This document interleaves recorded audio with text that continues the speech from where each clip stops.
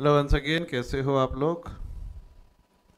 I hope सब बढ़िया और मज़े में होगे। क्लास मैंने लास्ट क्लास में शायद आपको 7 8 9 होमवर्क दिए थे ना, 7 8 9 होमवर्क कहे थे। आज हम एक काम करेंगे, 5 6 हमारा पेंडिंग है, पहले वो डिस्कस करते हैं, फिर 7 8 9 की तरफ बढ़ते हैं हम, फिर 7 8 9 की तरफ बढ़ते हैं। तो 5 6 पे आ जाओ। Calculate cash flow from operating activity from the following information. क्या निकालना है आपको? Cash flow from operating activity निकालना है, जो नीचे दी गई है वो जानकारी को तहत मद्देनजर रखते हुए। रेवेन्यू फ्रॉम ऑपरेशन है, अदर इनकम है, profit on sale of machinery है, इनकम टैक्स रिफंड है। इनकम टैक्स रिफंड के बाद में expenses, cost of material consumed, employ benefit expenses, depreciation and amortisation and other expense, rent, loss on sale of equipment and provision for tax. पहले तो इसमें से मेरे को मार्क करवा दो, तो नॉन ऑपरेटिंग नॉन कैश क्या क्या है? डोंट यू थिंक ये profit on sale of machinery ये नॉन ऑपरेटिंग है? ठीक है, ये profit on sale of machinery. Then depreciation non operating है, यानी नॉन कैश है, बेसिकली वो ऑपरेटिंग है। अब गुडविल अमोर्टाइजेशन भी नॉन कैश है। Loss on sale of equipment non operating है, नॉन कैश नहीं है, ये क्या रहेगा? नॉन ऑपरेटिंग रहेगा, है ना। बेसिकली ये इतने इतने अलग अलग आइटम्स यहाँ पे हमको कंसिडर करने हैं वाइल कैलकुलेटिंग दिस। ठीक है, अब यहाँ पे अगर हम बात करें तो प्रोविजन फॉर टैक्स और ये इनकम टैक्स रिफंड, ये दोनों अगर मैं बोलूँ तो ये AS3 के हिसाब से has to be disclose separately. इसको मैंने अलग से मार्क करके रख दिया, AS3 के हिसाब से has to be disclose separately. तो पहले आज हम वो वाला पढ़ेंगे, इनकम टैक्स का एडजस्टमेंट और एक्स्ट्रा ऑर्डिनरी आइटम का एडजस्टमेंट। ठीक है, अब मेरे को एक चीज़ बताओ, ये वाला जो दिया हुआ है ये हमको क्या दिया हुआ है? प्रॉफिट बिफोर टैक्स है कि आफ्टर टैक्स है? हमारे लिए स्टार्टिंग पॉइंट क्या रहना चाहिए? प्रॉफिट आफ्टर टैक्स या before tax? Profit before tax. तो 2,000 रुपये दिया हुआ है जो आफ्टर टैक्स है, तो आपको नहीं लगता क्या इसको सबसे पहले बिफोर टैक्स पे लाना पड़ेगा? सबसे पहले इसको काय पे लाना पड़ेगा? Before tax. उसके लिए एक वर्किंग नोट बनता है, बट मैंने वो वर्किंग नोट हमारे स्टेप्स में डाल दिया है, वो वर्किंग नोट हमारे कैश फ्लो में डाल दिया है, ताकि हमको उसके लिए अलग से वर्किंग नोट बनाने की ज़रूरत ना पड़े। मैं बता दूंगा, जब एक बार ट्राई बना कर दिखाऊंगा तब आपको मैं जता दूंगा कि क्या। और उसके नीचे में यहाँ पे दिया हुआ है एडिशनल इन्फॉर्मेशन में चेंजेस इन वर्किंग कैपिटल के बारे में जानकारी, कि कितना इंक्रीज डिक्रीज फलाना ढिलकाना जो भी जैसा जैसा भी यहाँ पर हुआ है। तो ये सारी चीज़ों को ध्यान में रखते हुए हमारे को यहाँ पर वो क्वेश्चन को सॉल्व करना है, वो क्वेश्चन के आंसर्स हमको निकालने हैं। तो सिंपल तरीके से रेडी करें, रेडी स्टडी गो करें इसको फटाफट, और समय की सत्यानाशी ना मचाते हुए let's start this.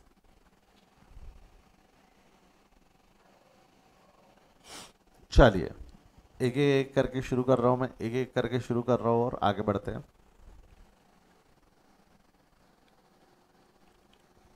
Revenue from operation दिया हुआ है 50,000 रुपये। अच्छा, मेरे को एक चीज़ बताओ, स्टार्टिंग पॉइंट कहाँ से शुरू करेंगे हम? स्टार्टिंग पॉइंट कहाँ से शुरू करेंगे? Cash profit before tax. But हमारे पास प्रॉफिट बिफोर टैक्स है क्या? Do we know profit before tax? नहीं, हमारे पास क्या है? Profit after tax. तो बेटा यहाँ से लेके यहाँ तक जो वर्किंग नोट में बनाने वाला हूँ, यहाँ से लेके यहाँ तक जो वर्किंग नोट बनाने वाला, ये जो मैं कैलकुलेशन करने वाला हूँ, कायदे से ये वर्किंग नोट का कैलकुलेशन है। कई ऑथर्स इसको अलग से करते हैं, बट मैं क्या करता हूँ, मैं आफ्टर टैक्स चालू करता हूँ। जबकि सही शुरू करने का पॉइंट क्या रहता है? आफ्टर टैक्स या बिफोर टैक्स? तो ये वाली जो वर्किंग नोट है ना, ये कई ऑथर लोग अलग करेंगे, ये वर्किंग नोट में करते हैं। ये वाला कैलकुलेशन कहाँ करते हैं? वर्किंग नोट में। तो वो कैलकुलेशन में वर्किंग नोट में करने की जगह यहीं कर रहा हूँ, चलेगा? कोई दिक्कत किसी को? वर्किंग नोट में करने की जगह मैं यहीं कर रहा हूँ। तो क्या हो जाएगा स्टार्टिंग पॉइंट में आपका? नेट प्रॉफिट आफ्टर टैक्स 2,000 रुपये, नेट प्रॉफिट आफ्टर टैक्स 2,000 रुपये, ये मिल गया 2,000 रुपये। अब आपको नहीं लगता ये आफ्टर टैक्स है, मतलब after charging provision for tax and after charging income tax refund है ना? तो मेरे को यहाँ से प्रोविजन फॉर टैक्स हटाना है, मतलब आपको एक्सपेंस हटाना है। ये एक्सपेंस है ना, और ये इनकम है। लॉजिकली बता, मेरे को बता, मैं ये रूल पढ़ा चुका हूँ। एक्सपेंस हटाना है मतलब उल्टा जाना है ना। एक्सपेंस प्रॉफिट में से लेस होता है, उल्टा जा रहा है तो क्या करेंगे? तो आपको नहीं लगता है प्रोविजन फॉर टैक्स यहाँ पे ऐड हो जाएगा 8,000 से? Same will happen with income tax. Income tax income है, रिफंड है ना, ये इनकम टैक्स रिफंड है, पैसा आया, इनकम है, इनकम प्रॉफिट में ऐड होनी चाहिए, जा रहे उल्टा तो क्या करेंगे, गया क्या बॉडी के अंदर, गया क्या ये, पक्का श्योर। तो इससे अब आपको क्या मिल जाएगा, इससे क्या मिल जाएगा आपको, प्रॉफिट बिफोर टैक्स, क्या मिल जाएगा, profit before tax which is expected from you, which is expected from you. तो ये वर्किंग नोट में कई लोग अलग बनाते हैं, मैंने वर्किंग नोट अलग बनाने की जगह मैंने कैश फ्लो स्टेटमेंट में नीचे शुरुआत में ही 3 लाइन बढ़ा दी, चलेगा क्या, कैश फ्लो स्टेटमेंट में वही मैंने 3 लाइन बढ़ा दी, क्योंकि प्रॉफिट बिफोर टैक्स हमको स्टार्टिंग पॉइंट मिल गया। अब तो क्या ये क्वेश्चन नॉर्मल क्वेश्चन के जैसा बन गया, अब तो ये क्वेश्चन किसके जैसा बन जाना है, नॉर्मल, जहाँ पे प्रॉफिट बिफोर टैक्स में हम क्या करेंगे, ऐड कर देंगे non operating non cash expenses, less कर देंगे non operating non cash income, खर्चा है माइनस होना चाहिए, जा रहे उल्टा तो क्या करेंगे, ऐड, ओहो याद करो, याद करो, याद करो, है ना। और फिर नीचे में लास्ट में कुछ नहीं तो एक changes in working capital adjust करेंगे नॉन कैश एक्टिविटी हटाने के लिए, तो आपको मिल जाएगा cash flow from operating activity, इतना ही करना पड़ता ना, लास्ट में इनकम टैक्स माइनस अलग से हो जाएगा।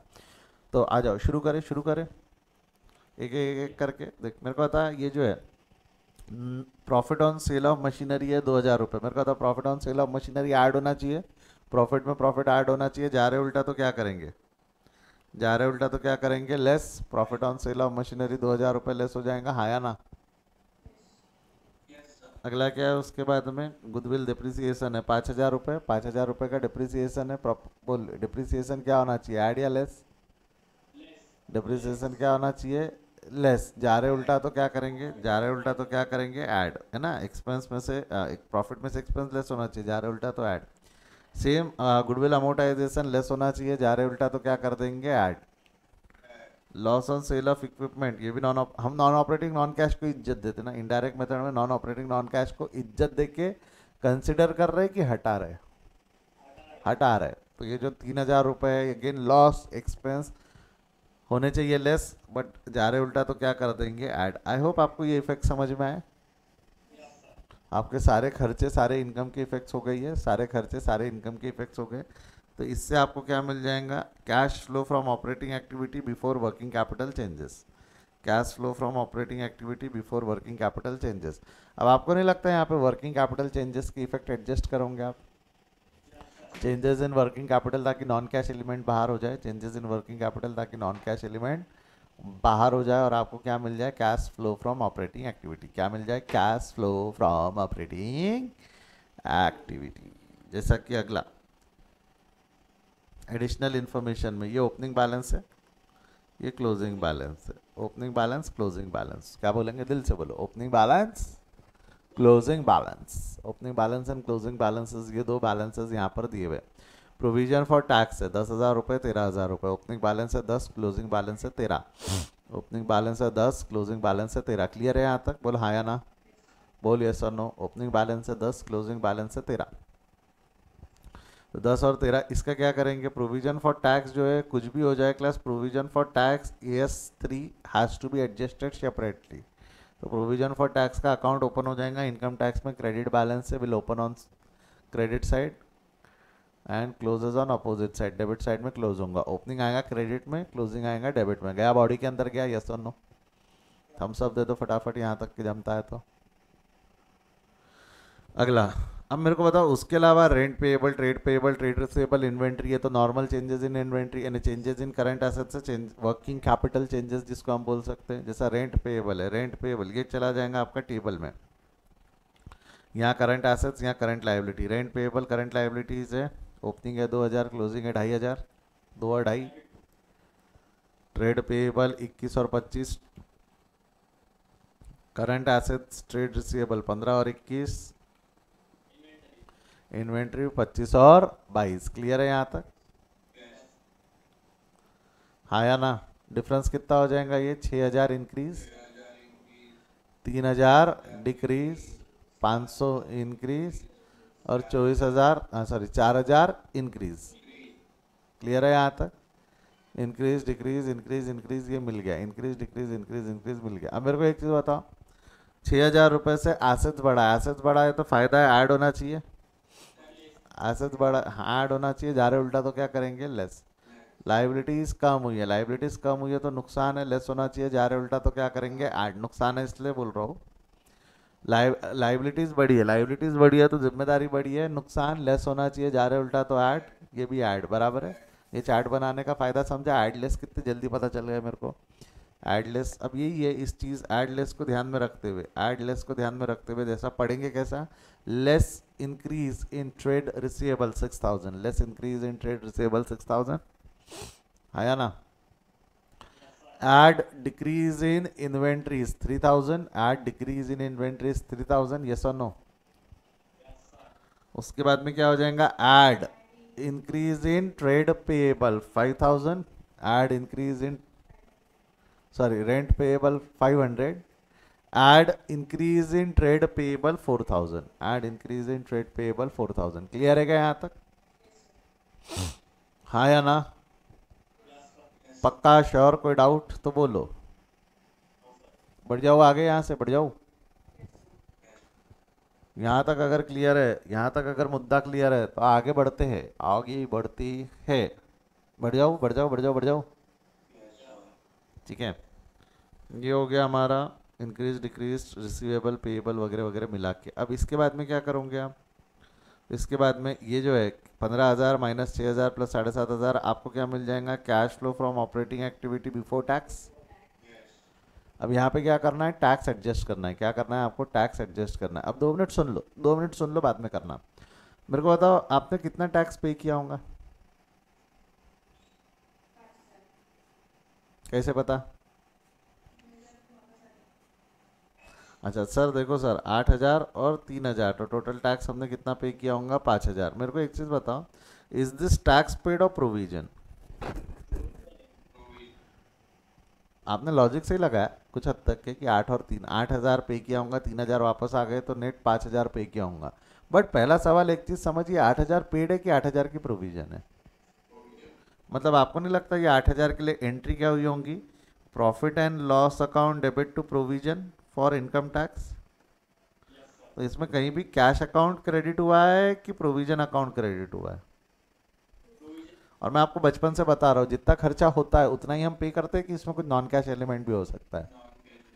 तो ये 8000 पेड नहीं है, ये बॉडी के अंदर डालो, ये 8000 पेड नहीं है, ये पीएनडल में डेबिट है। खर्चा आपने 8000 बुक किया बट पे 8000 नहीं किया है, तो ये पीएनडल में डेबिट है। तो आपको नहीं लगता इनकम टैक्स में क्रेडिट हुई होंगी 8000 से।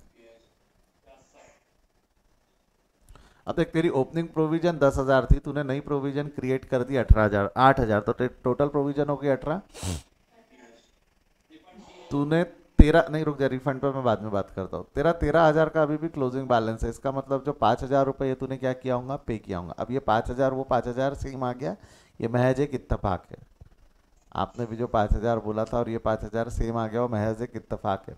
तो ये कितना हो गया आपका, कैश के नाम से 5,000, ये कितना हो गया, कैश के नाम से 5,000। वहाँ डेबिट, वहाँ डेबिट, यहाँ क्रेडिट कर दूँ, income tax paid, income tax paid है 5,000, ये सर नो। सर रिफंड भी तो आया, अरे रुक ना, पहले इनकम टैक्स पेड समझा क्या है, 5,000 इनकम टैक्स पेड है, लेस हो गया ना इनकम टैक्स पेड। आपको याद होगा तो ये AS3 के हिसाब से सीधे सीधे दिखते हैं भाई। यहाँ पे ये नहीं बोल सकते आप सर पे किया है तो एक्सपेंस है, एक्सपेंस माइनस होता है, जा रहे उल्टा तो ऐड नहीं। बिफोर टैक्स लिया था तूने, तो बिफोर टैक्स तक आ गया, तो उसके बाद की जितनी भी पोजीशन रहेंगी वो सीधी सीधी रहेंगी ना। उसके बाद की जितनी पोजीशन, यहाँ उल्टी पोजीशन चलती, बट ये वाली टैक्स की पोजीशन सीधी चलती। जैसा अगला है इनकम टैक्स रिफंड, वो भी आपको यहाँ अलग से एडजस्ट करना पड़ेगा। इनकम टैक्स रिफंड है, रिफंड है तो पैसा आया आया, यहाँ पे अलग से क्या हो जाएगा आपका ऐड इनकम टैक्स रिफंड। तो आपका नेट टैक्स 2,000 रुपये पे किया गया। आपका नेट टैक्स 5 नहीं पे किया गया, कितना पे किया गया है, 2। 5 आपने पे किए, 3 का रिफंड आया, तो आपने नेट टैक्स कितना पे किया है, 2। बट आप इसको नेट ऑफ करके 2,000 नहीं लिख सकते, क्योंकि income tax paid current year का है और रिफंड प्रीवियस ईयर का आया हुआ है। इनकम टैक्स पेड जो रहूँगा वो करंट, आप पढ़ोगे इनकम टैक्स में, पढ़ोगे जब आप इस सब में होंगे, एडवांसेस वगैरह में पढ़ोगे तब समझेगा। पेड करंट ईयर का है और रिफंड प्रीवियस ईयर का है, तो it has to be shown separately. AS3 हम क्या कर सकते हैं, AS3 cash flow from operating activity मिल जाएगा आपको 14,500, 14,500। क्या ये क्वेश्चन डायरेक्ट मेथड से सॉल्व हो सकता था क्या, क्या ये क्वेश्चन डायरेक्ट मेथड से सॉल्व हो सकता था क्या, हो सकता है।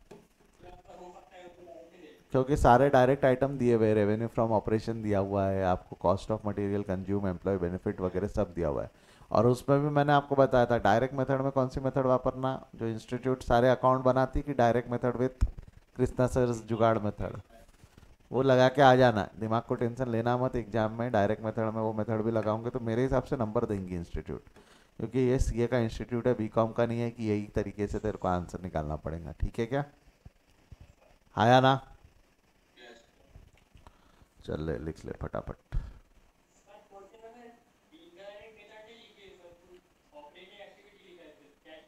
तो अपन ने इनडायरेक्ट ले लिया क्योंकि इनडायरेक्ट अपने को आसान जाती, इनडायरेक्ट मेथड। हाँ देख क्या रहता है, मैं तेरे को सिंपल एक चीज़ बता दूं क्या, अगर तेरे पास नेट प्रॉफिट दिया हुआ है तो तू इनडायरेक्ट वापर सकता है। अगर तेरे को नेट प्रॉफिट पता है तो तू इनडायरेक्ट वापर सकता है, बट अगर तेरे को नेट प्रॉफिट नहीं पता तो तेरे को झक मार के कौन सी मेथड वापरनी पड़ेगी, डायरेक्ट।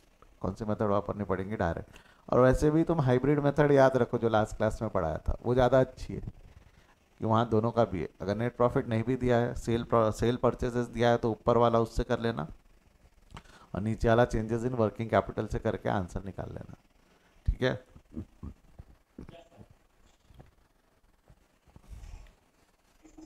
स्क्रीनशॉट ले लो, छापो मत, स्क्रीनशॉट ले लो।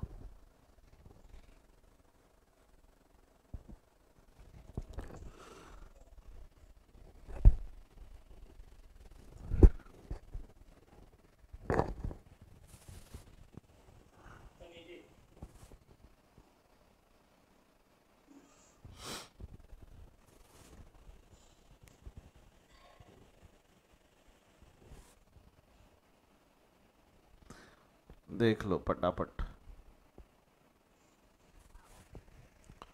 चेंजेस इन वर्किंग कैपिटल और उसका वर्किंग नोट का स्क्रीनशॉट ले लिया।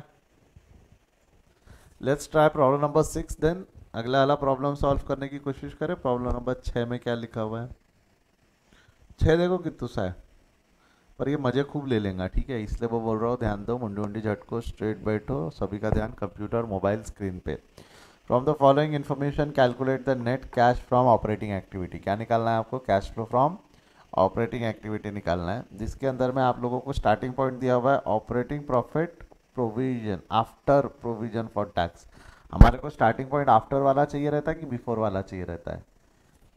तो आपको नहीं लगता है वर्किंग नोट में एडजस्ट करना पड़ता है, बट अपन ने यानी कृष्णा सर ने इसको वर्किंग नोट में एडजस्ट करना है कि साथ में एडजस्ट कर लेना है? इसको हमने अलग से एडजस्ट नहीं करना है, इसको हमने साथ में ही एडजस्ट कर देना है। एक minute,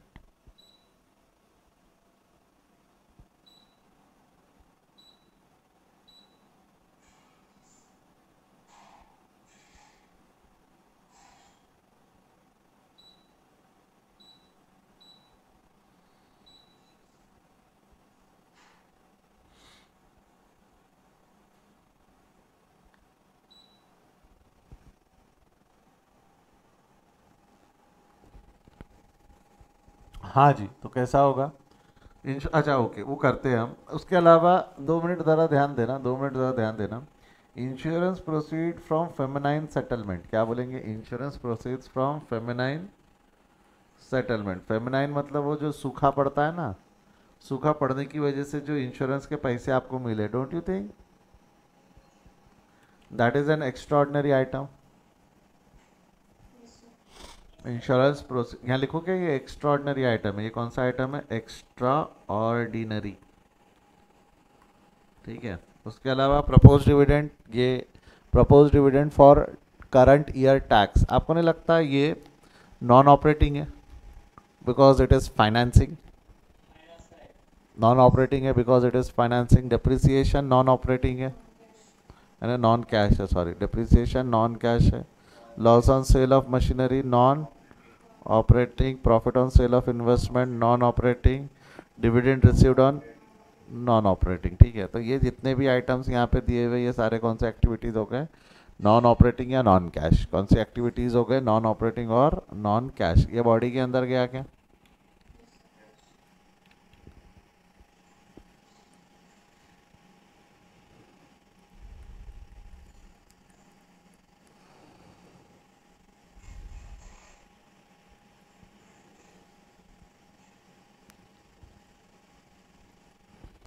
decrease in current assets, increase in current liability, increase in current asset, decrease in current liability, ये चेंजेस इन वर्किंग कैपिटल हो गया। ठीक है, इसके बाद में ये income tax paid, paid paid यानी वो जो नीचे में आता है ना पेड, और ये रिफंड, पेड और रिफंड हो गया। इसको हमको नीचे अलग से एडजस्ट करना पड़ेगा, इसको हमको नीचे अलग से एडजस्ट करना पड़ेगा। अब ज़रा ध्यान दो, अब ज़रा ध्यान दो मैं क्या बोल रहा हूँ, पहले शांति से ठंडे दिमाग से समझ लो। स्टार्टिंग पॉइंट क्या रहेगा, है ना। अच्छा, एक चीज़ मैं जानना चाहता हूँ, आप लोगों से सुनना चाहता हूँ, समझना चाहता हूँ, आपको पता है नहीं पता है जानना चाहता हूँ। ये जो 1,53,000 है ये प्रोविजन है ना, और जो 1,18,000 रुपये ये पेड है, तो ये दोनों सेम होता है कि इसमें कोई फ़र्क है? फ़र्क है। मतलब मैं ऐसा बोलूँ तो चलेगा क्या, ये P&L में डेबिट होता है और ये कैश में क्रेडिट होता है ना। अगर मैं पिछले क्वेश्चन से बताऊँ तो ये देख, ये जो है ये P&L में डेबिट हुआ, इसका दूसरा इफेक्ट P&L में गया, और ये कैश में क्रेडिट हुआ, ऐसा बोलेंगे ना। तो ये जो 8,000 रुपये ये प्रोविजन ऊपर एड बैक होती है, बट 5,000 रुपये जो वो टैक्स पेड नीचे लेस होता है। प्रोविजन एड बैक होती है और टैक्स पेड ही लेस होता है, क्योंकि हमको cash flow from operating activity चाहिए। अपने को क्या चाहिए, cash flow from operating activity. अब ज़रा समझो इसको सॉल्व कैसे करेंगे, इसको सॉल्व कैसे करेंगे, कुछ नहीं, ठंडे दिमाग से।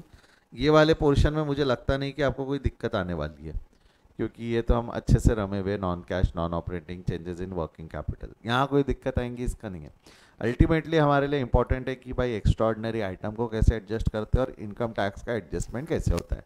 एक बार अगर ये हमारे बॉडी के अंदर चला गया तो बाकी चीज़ों में कोई परेशानी होने वाली नहीं है। तो क्या करेंगे, स्टार्टिंग पॉइंट वैसे क्या लेना चाहिए, बिफोर या after tax? Before tax, but हम कौन से स्टार्टिंग पॉइंट से चलेंगे, net profit after tax, that is 6,28,000।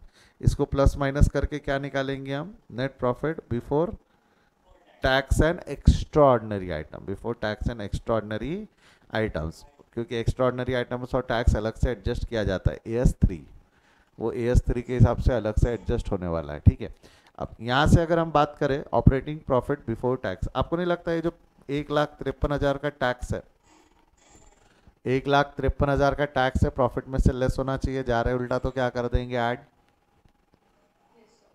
Back हो जाएगा ना। प्रॉफिट प्रोविजन फॉर टैक्स 1,53,000, बोलो हाँ या ना, यस और नो। ठीक है, अगला अगला मैं क्या बोल रहा हूँ, insurance proceed from a feminine settlement. Again ये पैसे आपको मिले हुए हैं, ये पैसे आपको ये आपकी इनकम है ना, इसको भी हटाना है, इसको भी हटाना है, इनकम में ऐड होनी चाहिए, जा रहे उल्टा तो क्या करेंगे, क्योंकि हमारे को before before before tax and extraordinary item चाहिए ना, क्योंकि टैक्स और एक्स्ट्रॉर्डनरी आइटम नीचे अलग से एडजस्ट होंगे। यहाँ तक समझा क्या, यहाँ तक बॉडी के अंदर गया तो बोलो हाँ या ना, पक्का श्योर। अच्छा, उसके अलावा ये जो आपको रिफंड आया हुआ है, ये जो पैसा रिफंड आया हुआ है, आपको नहीं लगता ये जो पैसा रिफंड आया हुआ है ये ऊपर प्रॉफिट में एडजस्ट हुआ हुआ होगा? पिछले क्वेश्चन में किया ना, इनकम टैक्स रिफंड आपको आया हुआ है तो ऊपर प्रॉफिट में एडजस्ट हुआ होगा ना 3,000 रुपये, तो ये 3,000 रुपये भी हमको हटाना है। ये 1,18,000 रुपये हटाऊंगा कि 1,18,000 रुपये कैश है, इसका इफेक्ट P&L में गया होगा क्या, इसका इफेक्ट कैश में गया होगा, जिसका इफेक्ट P&L में गया हुआ हम ऑलरेडी एडजस्ट कर चुके 1,53,000। मैं सिर्फ ये 3,000 एडजस्ट कर रहा हूँ, ये 3,000 का इफेक्ट जो है P&L में भी गया है और ये कैश में भी है।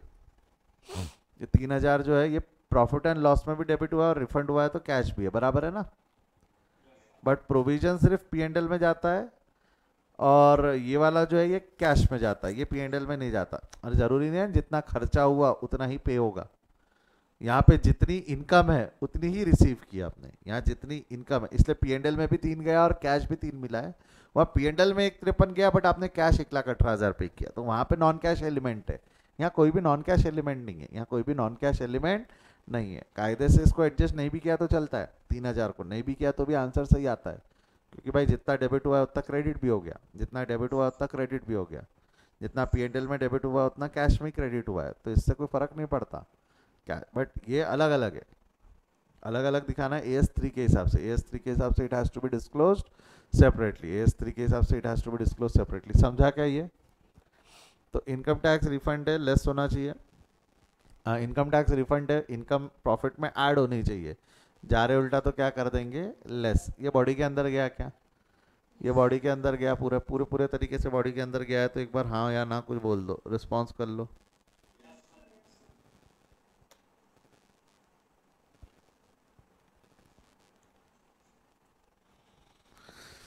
चलो यहाँ से मैं आगे बढ़ता हूँ, आगे बढ़ते हुए अगले सवाल की तरफ, अगले एडजस्टमेंट की तरफ बढ़ रहा हूँ, तो उसके लिए प्लीज़ ध्यान देना। अब मेरे को एक चीज़ बताओ, इसके बाद अपन क्या करते थे, एक्सपेंसेस ऐड होते थे, इनकम्स लेस होती थी, add non operating non cash expenses less non operating non cash income. ठीक है, यहाँ तक के समझा? यहाँ तक समझा है तो हाँ या ना कुछ आवाज़ कर दो, एक बुलंद आवाज़ में आवाज़ कर दो सभी लोग। बढ़ जाओ आगे, मैं क्या कह, बढ़ जाओ आगे।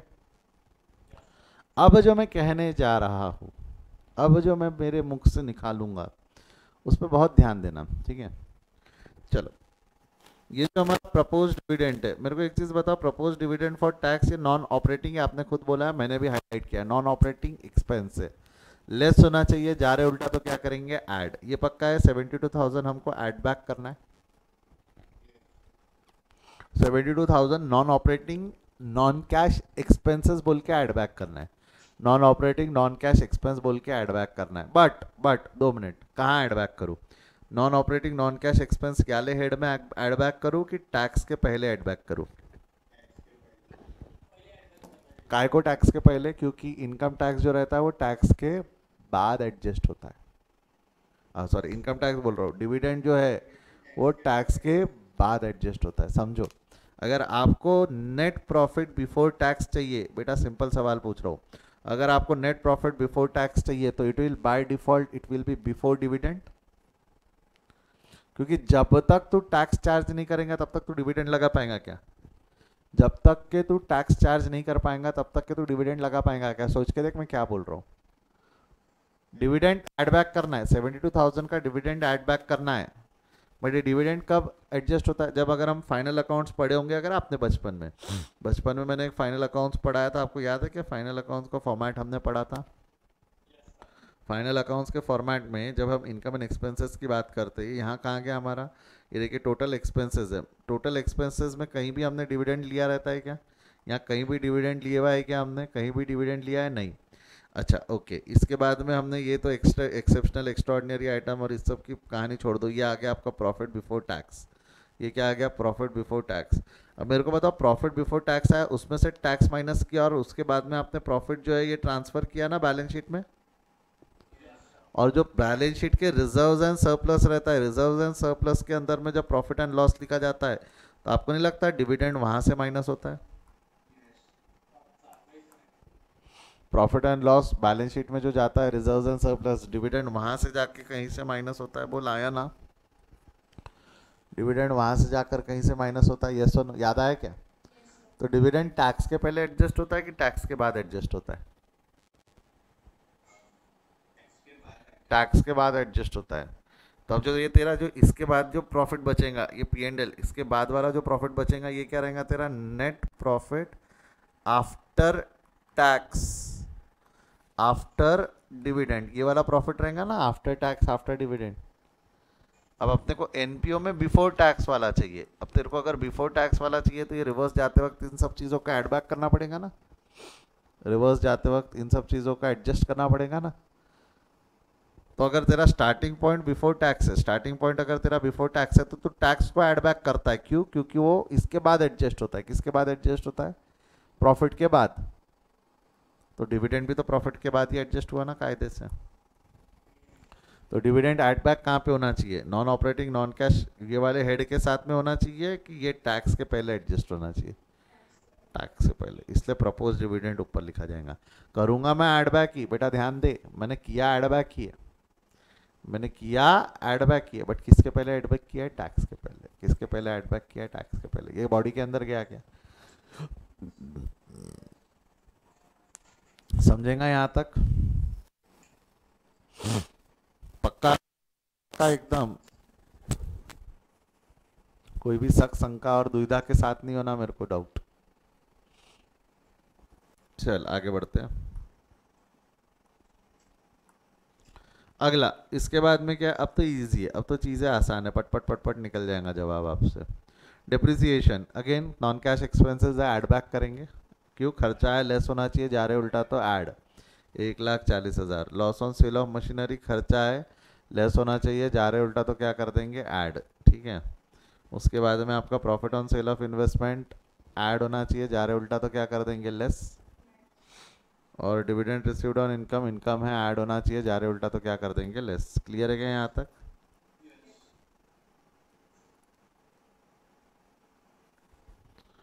आई होप यहाँ तक कोई डाउट नहीं है, जमता है पूरा मैटर क्लियर है। ये हो गया, इसको कर लो। 7,50,000 प्लस 1,70,000 माइनस 26,000, ये आ गया आपका profit before working capital changes. Changes in working capital adjust कर लो। चेंजेस इन वर्किंग कैपिटल के नाम से ये 4 आइटम है, फटाफट बोलो। Decrease in current assets, assets कम हो गए, एसेट्स कम हो गए तो नुकसान है, लेस होना चाहिए, जा रहे उल्टा तो क्या कर देंगे, ऐड। इंक्रीज इन करंट लाइबिलिटीज, लाइबिलिटीज बढ़ गई तो नुकसान है, लेस होना चाहिए, जा रहे उल्टा तो add 1,15,000।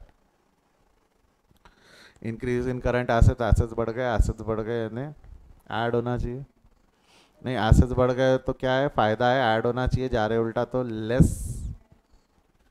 Decrease in current liability, liability कम हो गई, फायदा है, ऐड होना चाहिए, जा रहे उल्टा तो क्या कर देंगे, लेस। आई होप यहाँ तक समझा।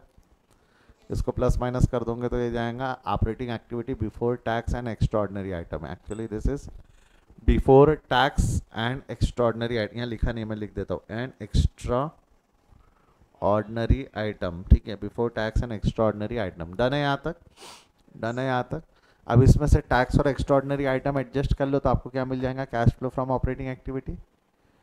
अच्छा सबसे पहले क्या एडजस्ट कर लो, इनकम टैक्स पेड, ये तो पेड ही है ना, 1,18,000 पेड है, तो 1,18,000 इनकम टैक्स पेड एडजस्ट हो जाएगा, लेस हो जाएगा, लेस ही होगा ना, तो सीधा है ना।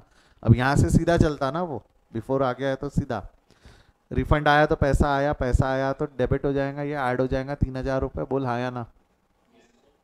अच्छा मैंने यहाँ पे प्रोविजन क्यों नहीं लिया, 1,53 क्यों नहीं लिया, क्योंकि 1,53 खर्चा है, बट पेड 1,18,000 ही है, पेड 1,18,000 ही है, ठीक है। और उसके अलावा साथ साथ में आपको नहीं लगता है फेमिनाइन सेटलमेंट से जो आपको रिसीव हुई है इनकम, वो भी एड बैक हो जाएंगी। Extraordinary item has to be adjusted separately. तो आपने क्या किया, देख फेमिनाइन सेटलमेंट ऊपर लेस किया और यहाँ नीचे लाकर क्या कर देंगे, ऐड। देख कुछ चीज़ें समझ, मैं जो आपको थोड़ी देर पहले बोल रहा था कि ये डिविडेंड एडजस्ट नहीं भी किए रहते तो भी काम चलता, ये जो है इनकम टैक्स रिफंड नहीं भी एडजस्ट किए तो काम चलता है। तूने वहाँ ऊपर लेस किया और नीचे ऐड बैकेज किया ना, ऊपर लेस किया नीचे ऐड बैकेज किया ना, तो सर उससे अच्छा नहीं करते तो चलता ना। AS3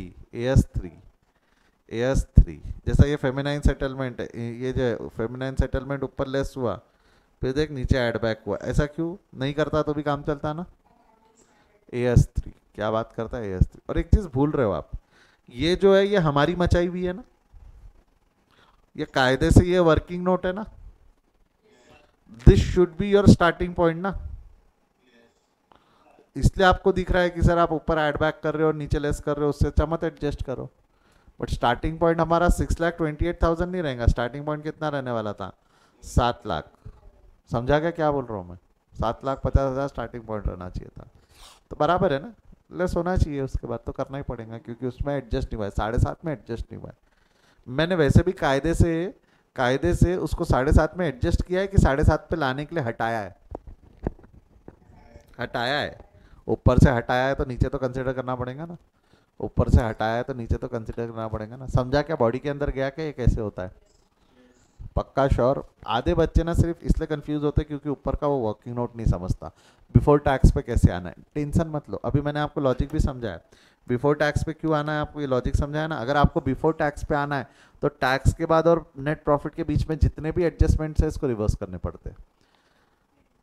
बिफोर टैक्स पे आना है तो आफ्टर टैक्स के बाद में और बिफोर टैक्स के बाद में और आफ्टर टैक्स के पहले जितने एडजस्टमेंट है वो सारे, डिविडेंड होता है, टैक्स होता है, एक्स्ट्रा ऑर्डिनरी एक्सेप्शनल आइटम्स, ये देखना पड़ना क्या क्या है यहाँ पे, कंटिन्यूइंग नॉन कंटिन्यूइंग बिजनेसेस की इनकम वगैरह ये सब आएंगी अगर तो उसको रिवर्स करना पड़ेगा, ये सब आएंगी तो उसको क्या करना पड़ेगा, रिवर्स। ये बॉडी के अंदर अच्छे से डालो, ये बॉडी के अंदर अच्छे से डालो, ये समझा है तो थम्स अप दो, मैं आगे बढ़ता हूँ। ये समझाया तो थम्स अप दो, मैं आगे बढ़ता हूँ। बहुत ही बढ़िया। चलो प्रॉब्लम नंबर 6 का आंसर है, छाप लो फटाफट। प्रॉब्लम नंबर 6 का आंसर है, जल्दी छापो। हाँ पापा स्क्रीनशॉट ले लो। आज हम ये छोटे छोटे क्वेश्चंस सारे खत्म कर देंगे, कल से हम फिर एकदम बाप क्वेश्चन पे जाएंगे एकदम। 2 दिन बाप क्वेश्चन करेंगे और फिर बाद में इंस्टीट्यूट की बुक पकड़ लेंगे, क्या क्या दिया है उसमें से वो।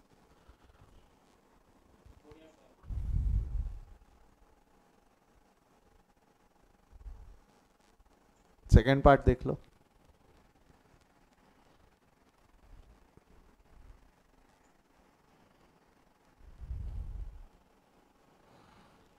बोलो हो गया डन? बढ़ो आगे यहाँ से।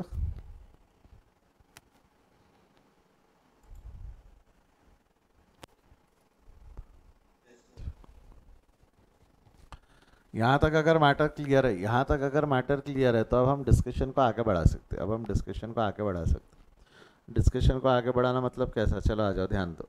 अब एक काम करो, काम करो। प्रॉब्लम नंबर 7 सॉल्व किया है क्या आप लोगों ने?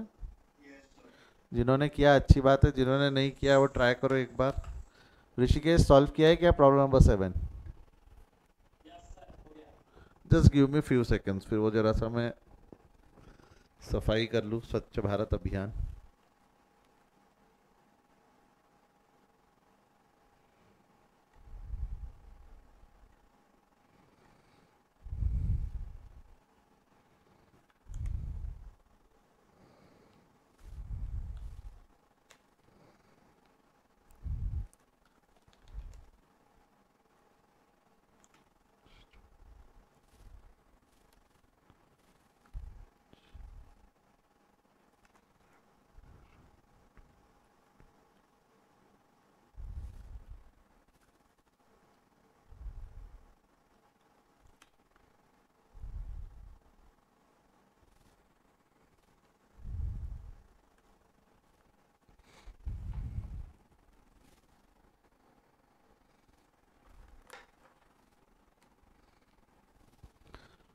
चलो आ जाओ, प्रॉब्लम नंबर 7 को हम सॉल्व करेंगे। मैंने आपको लास्ट क्लास में से होमवर्क दिया था। Problem number 7 one of the easiest problem so far, ऐसा मुझे लगता है। I don't know whether you have done it और नॉट, और whether you have done, if you have done it तो आपका करेक्ट है या नहीं है। तो डिस्कशन की बात है, करना शुरू करते हैं, देखते हैं आप सही हो या गलत। यहाँ क्या दिया हुआ है? Profit for the year 2016 a sum of ₹10,000 after providing depreciation of 2000। आपको नहीं लगता 2000 रुपये का डिप्रिसिएशन इसमें ऑलरेडी चार्ज किया हुआ है? स्टार्टिंग पॉइंट बन जाएगा 10,000 रुपये। स्टार्टिंग पॉइंट क्या बन जाएगा आपका? 10,000 रुपये। बट ये 10,000 रुपये स्टार्टिंग पॉइंट हो गया, लिखूँ यहाँ पे profit before tax. I am saying this is before tax क्योंकि टैक्स के बारे में इस क्वेश्चन में कोई इन्फॉर्मेशन नहीं है। अगर टैक्स के बारे में इन्फॉर्मेशन रहती है और तो वो हिंट भी देता कि ये प्रॉफिट बिफोर टैक्स है कि आफ्टर टैक्स है। बड़ा ज़रूरी नहीं है कि हर बार टैक्स की इन्फॉर्मेशन दी रही तो प्रॉफिट आफ्टर टैक्स ही रहेगा।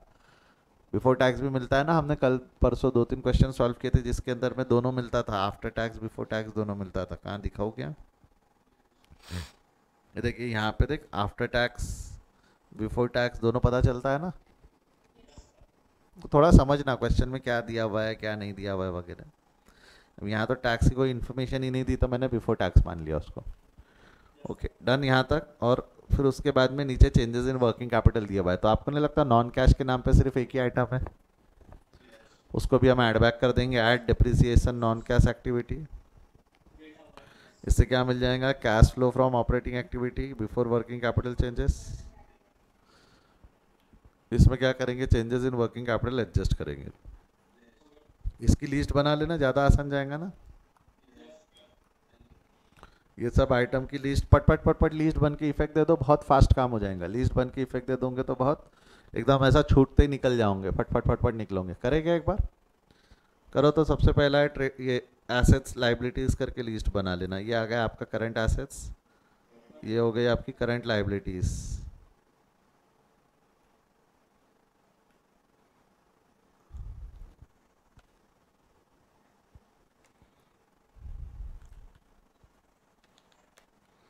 बोलो करंट एसेट्स में क्या क्या आइटम है। सबसे पहला ट्रेड रिसीवेबल 14-15। अभी इंक्रीज डिक्रीज का टेंशन नहीं लेना, पहले लिस्ट बना ले। 14-15। उसके बाद में क्या है तेरा, provision for doubtful debts liability 1000-1200।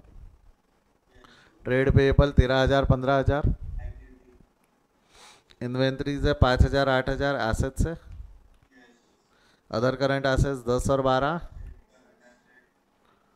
Expense payable liability हो जाएंगी 2 और 1। एक्सपेंस पेएबल लाइबिलिटी है 2,000 और 1,000।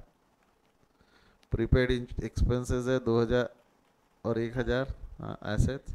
अक्रूड इनकम मतलब आउटस्टैंडिंग इनकम ना, अक्रूड आउटस्टैंडिंग आउट कितना है 3,000 4,000। क्लियर है यहाँ तक, पक्का। Income received in advance, advance में मिली है तो ये लाइबिलिटी है ना, हो गया। अब इसके चेंजेस वेंजेस निकालो बढ़िया मेहनत करके। चेंजेस निकालो मतलब ये कितना हो जाएगा, 1,000 रुपये का increase, 3,000 increase, 2,000 increase, 1,000 decrease, 1,000 increase, हाँ 200 इंक्रीज, 2,000 इंक्रीज, 500 इंक्रीज और 1,000 डिक्रीज। अब मैं आपको एक जुगाड़ बताऊँ क्या, प्लस माइनस क्या करूँ सर, कोई भी एक चीज़ लॉक कर बाकी अपने आप मिल जाती, बाकी अपने आप मिल जाती, क्योंकि एसेट के सारे इंक्रीज एक ही होंगे, जो एसेट के इंक्रीज होंगे उसका उल्टा डिक्रीज होंगे। जैसा कि एक चीज समझ, इंक्रीज इन एसेट, एसेट्स बढ़े तो फायदा ऐड होना चाहिए, जा रहे उल्टा तो क्या करेंगे, तो ये भी इंक्रीज लेस होगा, ये भी इंक्रीज लेस होगा और ये भी इंक्रीज लेस होगा ना, जितने भी इंक्रीज है वो सब लेस होंगे एसेट्स के। वो भावनाओं में भाई के लाइबिलिटीज के इंक्रीज डिक्रीज पे मत आ जाना। अगर इंक्रीज लेस हो रहे तो डिक्रीज क्या होगा, गया क्या डोक्यात। अच्छा एसेट का इंक्रीज लेस होता है, एसेट का इंक्रीज लेस होता है तो लाइबिलिटीज का इंक्रीज ऐड होगा ना, उल्टा बैलेंस रहता ना उसको। आपने एक लॉक किया तो आपको नहीं लगता बाकी आप पटापट निकाल पाते हो, जुगाड़, ये भी ऐड ये भी ऐड। और लाइबिलिटी का इंक्रीज अगर ऐड हो रहा है, डिक्रीज उल्टा चल जाएगा ना रूल, समझा क्या। आप चाहो तो रूल लगा सकते हो कि भाई एसेट्स बढ़े हैं तो फायदा है तो ऐड होना चाहिए, जा रहे उल्टा इसलिए लेस, इसलिए जितने भी इंक्रीज है वो लेस हुए। एसेट्स कम हुए, एसेट्स कम हुए तो नुकसान है, नुकसान लेस होना चाहिए, जा रहे उल्टा तो क्या करेंगे ऐड, जा रहे उल्टा तो क्या करेंगे ऐड। ये समझा क्या। अगला क्या है आपका, इंक्रीज इन, वो ये वो समझ गया ना, बेसिकली सारे कंसेप्ट क्लियर है। इसके इफेक्ट ऊपर ले जाकर दे दो, इसके इफेक्ट्स ऊपर ले जाकर दे दो, क्या हो जाएगा आपका एसेट्स 14-15 1 वगैरह वगैरह, इसको ध्यान में रखते हुए करते चलो। सबसे पहले 1,000 रुपये से इंक्रीज है, 1,000 रुपये से इंक्रीज है, 1,000 देखो क्या होगा इंक्रीज, यानी ये less increase in trade receivable 1,000, ऐसा ही बोलेंगे ना हम।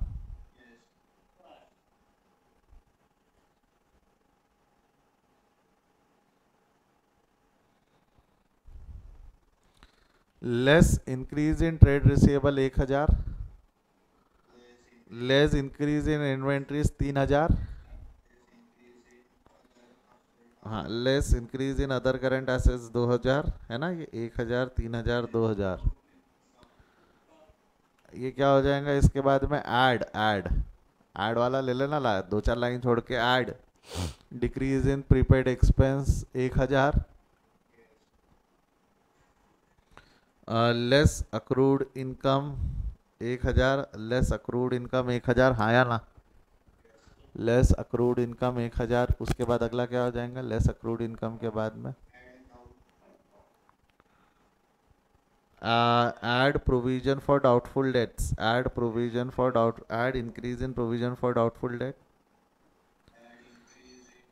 हाँ add increase in trade payable, add increase in expense payable। Income received in advance है, इसके बाद क्या है आपका इनकम रिसीव्ड इन, हाँ लेस हो जाएगा, less income received in advance. Clear है यहाँ तक, हाँ या ना बोलो, हो गया। प्लस माइनस कर लो इसको, आपका आंसर मिल जाएगा, प्लस माइनस कर लो 18,000 12,000 माइनस 8,000 प्लस 3,700, ये क्या हो जाएगा आपका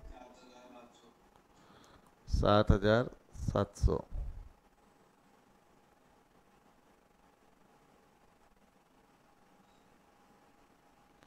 और इसमें से क्या करोगे, इनकम टैक्स पेड अगर है तो माइनस कर दो, जो क्वेश्चन में नहीं है, तो ये 7,700 आपका आंसर आ गया।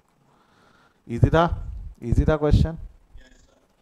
ठीक है, कंसेप्ट बिल्डिंग क्वेश्चन है ये, ऐसे क्वेश्चंस पूछे थोड़े चांसेस कम है बट पूछ सकता है ना, still the question can be ask in their examination. बच्चों को ना ये बेसिक क्वेश्चन में ही गड़बड़ होती है। प्रैक्टिस के हिसाब से दे रखा था ये क्वेश्चन, प्रैक्टिस के हिसाब से।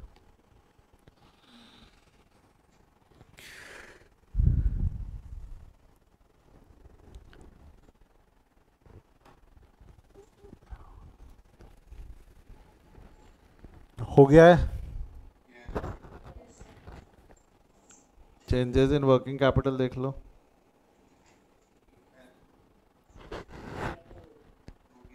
हो गया ये भी। चलो, एट्थ प्रॉब्लम में आप बोल रहे थे कि सर कुछ एक्स्ट्रा ऑर्डिनरी आइटम आ गया था।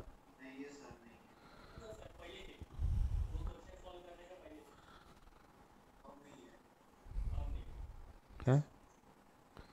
Charlie's limited made a profit of 1 lakh after charging depreciation 20,000 on an asset transfer to general reserve. हाँ, ये जनरल रिजर्व आप बोल रहे होंगे कि सर ये general transfer to general reserve extra ordinary item है, या एक्स्ट्रा ऑर्डिनरी आइटम नहीं है। जस्ट लाइक डिविडेंड, डिविडेंड के साथ हमने किया है वो, तो एक्स्ट्रा ऑर्डिनरी आइटम क्या था रे तुम्हारे हिसाब से क्या एक्स्ट्रा ऑर्डिनरी आइटम था इसमें? वारी वाह, वारी होशियारी।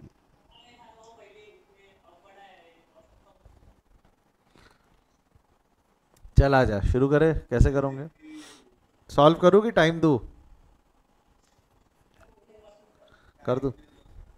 कर दूँ, टाइम दूँ? चलो, 2.5 मिनट है, फटाफट प्रॉब्लम नंबर 8 सॉल्व करो।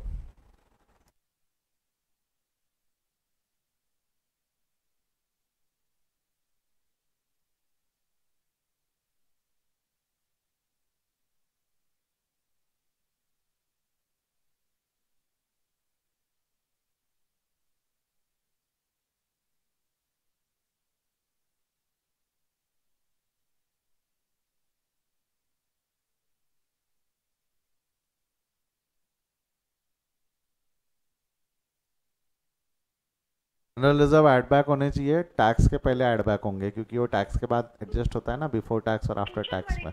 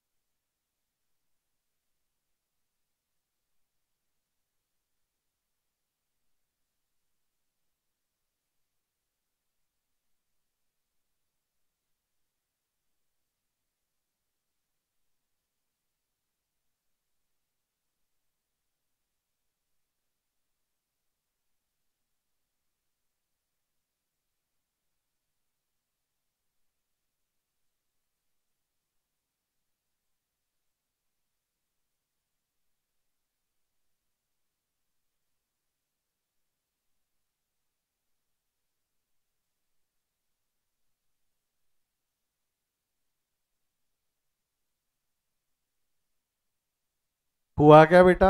हुआ? सॉल्व हुआ?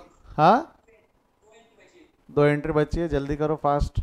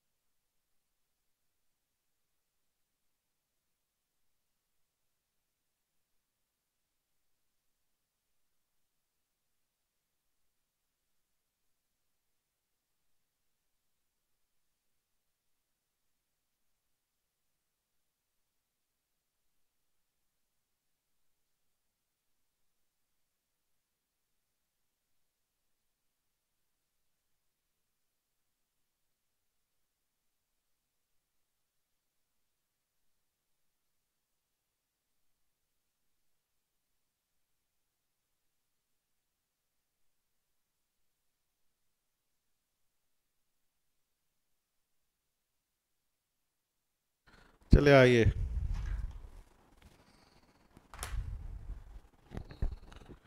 Charlie Limited made a profit of rupees 1 lakh after charging depreciation of 20,000 an asset and transfer to general reserve। ये एक स्टेटमेंट है। तो मेरे को एक चीज़ बताओ, ये जो प्रॉफिट है, आपको नहीं लगता है दिस प्रॉफिट जो हमारा स्टार्टिंग पॉइंट बनेगा, ये प्रॉफिट आफ्टर टैक्स है? कायदे से प्रॉफिट जो है ये क्या है आपका? After tax. आपको इसको बिफोर टैक्स पे कन्वर्ट करना है। क्या में कन्वर्ट करना है? Before tax. टैक्स के बारे में कुछ दिया हुआ है क्या क्वेश्चन में? नहीं, फिर भी मैं इसको आफ्टर टैक्स क्यों बोल रहा हूँ? मैं इसको फिर भी आफ्टर टैक्स क्यों बोल रहा हूँ? क्योंकि इस पर जनरल रिजर्व चार्ज है। इस पर क्या चार्ज है? General reserve. और जनरल रिजर्व टैक्स के बाद ही चार्ज होता है ना। जनरल रिजर्व किसके बाद चार्ज होता है? टैक्स के बाद। अब इसमें टैक्स दिया हुआ नहीं है। अगर टैक्स रहता तो एड बैक किए रहते, टैक्स रहता तो एड बैक किए रहते, है नहीं। बट जनरल रिजर्व तो एड बैक होगा ना। जनरल रिजर्व यहाँ एड बैक होगा ना, 30,000 रुपये। इससे आपको प्रॉफिट बिफोर टैक्स मिलेगा। यानी जो भी डिविडेंड या जनरल रिजर्व रहता है, टैक्स के बाद ऐड होता है ना, टैक्स के बाद एडजस्ट होता है ना।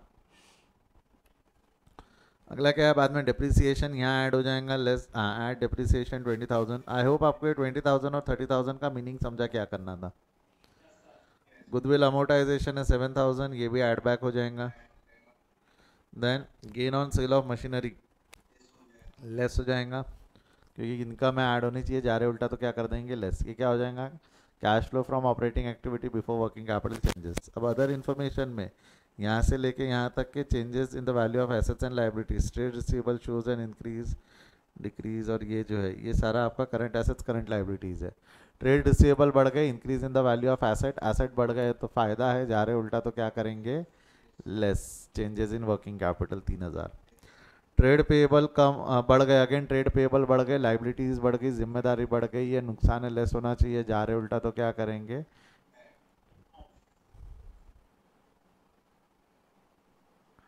Add increase in trade payable 6,000। Then prepaid expense बढ़ गया, एक्सपेंस बढ़ गए, प्रीपेड एक्सपेंसेस मतलब आपका एसेट्स है, एसेट्स बढ़ गए, फायदा ऐड होना चाहिए, जा रहे उल्टा तो लेस। आउटस्टैंडिंग एक्सपेंस डिक्रीज हो गए, लाइबिलिटीज कम हो गए, फायदा ऐड होना चाहिए, जा रहे उल्टा तो लेस। आई होप ये प्लस माइनस समझ में आया आपके।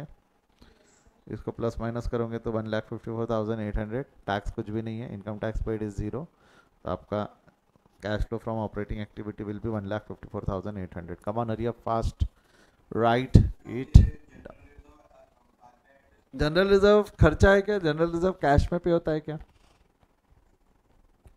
सर आपने जनरल रिजर्व यहाँ से क्यों नहीं माइनस किया? एक्स्ट्रॉर्डनरी आइटम बोल के आपने यहाँ से लेस जनरल रिजर्व क्यों नहीं माइनस किया? बेटा समझ, यहाँ जितने भी आइटम्स एडजस्ट होते थे वो कैश वाले रहते थे ना। इस जनरल रिजर्व है कैश और नॉन कैश। नॉन कैश तो ये वापस यहाँ एडजस्ट नहीं होने वाला, ठीक है? रटो मत, चीजें रटो मत, समझो। ऊपर में एडजस्ट करने का रीजन है कि हम उसको बिफोर टैक्स ला रहे, ऊपर में एडजस्ट करने का रीजन है कि हम उसको बिफोर टैक्स ला रहे, और नीचे में एडजस्ट करने का रीजन क्या होता था? कि वो पेड होता था। दोनों में रिलेशन नहीं है, कोई रिलेशन नहीं है, कोरिलेशन नहीं है, दोनों में अलग अलग चीजें है दोनों। डन, यहाँ तक लिख लिया है। 9 सॉल्व किया है।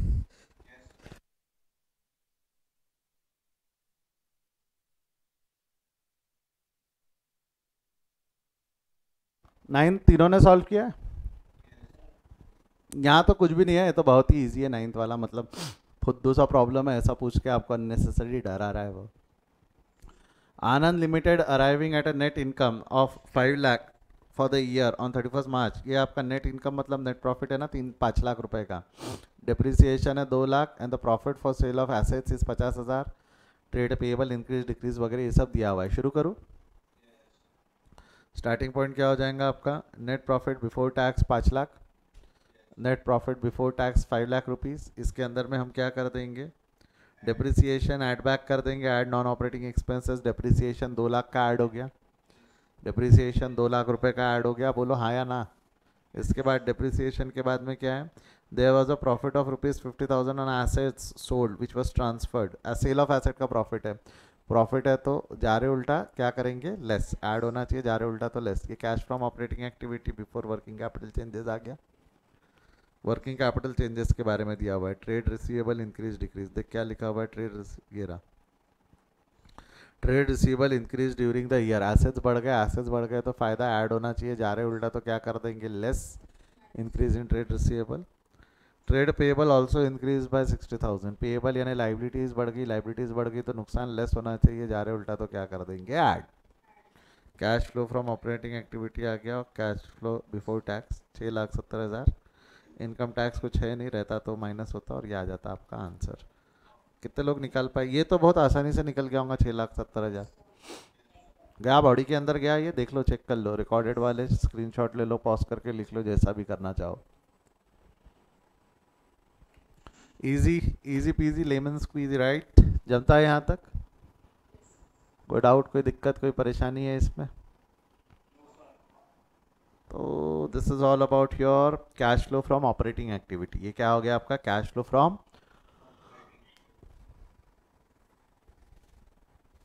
कल से अभी हम जो क्वेश्चन सॉल्व करेंगे थोड़े से अलग क्वेश्चन से। आप अगर देखोगे तो अभी तक हमको प्रॉफिट एंड लॉस स्टेटमेंट दिया रहता था। अभी तक हमको क्या दिया हुआ रहता था? Profit and loss statement. अब क्या दिया हुआ है आपको? Balance sheet. अब क्या दी हुई रहेंगी? Balance sheet. एग्जाम में इस तरीके के क्वेश्चंस आने के चांसेस थोड़े से ज़्यादा है, क्योंकि 16 मार्क का क्वेश्चन बनता है। बैलेंस शीट वाला जो क्वेश्चन है, इनकम स्टेटमेंट दिया तो वो ज़्यादा से ज़्यादा आपसे ऑपरेटिंग एक्टिविटी पूछ सकता है, बट अगर उसको पूरा पूछना है फाइनेंसिंग इन्वेस्टिंग तो बैलेंस शीट देना पड़ता है, क्योंकि एसेट साइड में इन्वेस्टिंग एक्टिविटी मिलेंगी, लाइबिलिटी साइड में फाइनेंसिंग एक्टिविटी मिलेंगी। याद है ना बैलेंस शीट का? करंट एसेट्स करंट लाइबिलिटी से चेंजेस इन वर्किंग कैपिटल मिलेंगे, ऑपरेटिंग एक्टिविटी मिल पाएंगी हमको। और प्रॉफिट एंड लॉस और non cash non operating expenses वो अलग से एडजस्टमेंट में दे देता है। देखो यहाँ पे ये जो है यहाँ नीचे सेल ऑफ इक्विपमेंट, ये डिप्रिसिएशन, लॉस ऑन सेल, ये नॉन कैश नॉन ऑपरेटिंग नीचे दे दिया उसने, बैलेंस शीट दे दिया, तो बाकी सारी चीज़ें ऊपर से मिलती है। नॉन कैश नॉन ऑपरेटिंग यहाँ से मिलता है, तो ऑपरेटिंग एक्टिविटी की इन्फॉर्मेशन यहाँ मिल गई, इन्वेस्टिंग फाइनेंसिंग की बैलेंस शीट से मिल गई। तो इसको लेते हुए हमको उस क्वेश्चन को सॉल्व करना पड़ता है, इसको लेते हुए उस क्वेश्चन को हमको सॉल्व करना पड़ता है। कैसे क्या, ये मैं नेक्स्ट क्लास से बताऊंगा। कैसे क्या ये हम नेक्स्ट क्लास से पढ़ेंगे। Next class is very important, don't even dare to miss that class. Even सोचना भी मत कि हम छोड़ देते, हमको जम जाएगा, हम खुद से कर लेंगे। इस सब चक्कर में पढ़ना ही मत, बाउंसर जाएगा भड़ाभड़, फिर आप बोलोगे सर ये क्या हो गया हमारे साथ में, ऐसा कैसे हो गया हमारे साथ में। ठीक है, 2 से 3 प्रॉब्लम, कुछ नए कंसेप्ट वगैरह सब पढ़ेंगे, होमवर्क सब दूंगा मैं कल आपको। तो आज यहीं रुकते, will continue in the next class. तब तक के लिए bye bye, see you, take care. कोई डाउट है? चलो बाय बेटा, बाय।